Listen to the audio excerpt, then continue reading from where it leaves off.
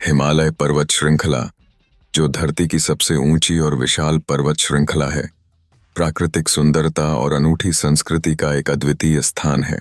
यह श्रृंखला मुख्य रूप से भारत, नेपाल, भूटान और तिब्बत में फैली हुई है और इसकी ऊंचाइयां जैसे माउंट एवरेस्ट, कंचनजंगा और नंदा देवी विश्व भर में प्रसिद्ध हैं। पर्वत की इस अनंत ऊंचाई की सुंदरता इसकी बर्फ से ढकी चोटियों, गहरी घाटियों और हरे भरे जंगलों में नजर आती है। हिमालय की अनूठी जैव विविधता इसे अन्य क्षेत्रों से अलग करती है। यहाँ आपको अनेक प्रकार की वनस्पति और जीव जंतु देखने को मिलते हैं, जिनमें दुर्लभ प्रजातियां जैसे कि Bengal tiger, Himalayan black bear और लाल पांडा शामिल हैं। हिमालय की उर्वरता और जलवायु विभिन्न प्रकार के फूलों और पेड़ों को खिलने की क्षमता देती है, जिससे यह क्षेत्र हरियाली से भरा रहता है।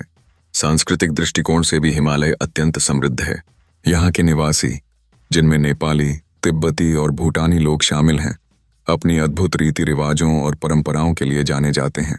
हिमालय के मूल निवासी अपनी संस्कृति को संजोए रखते हैं, जिसमें विभिन्न त्योहार, पारंपरिक संगीत और नृत्य शामिल हैं।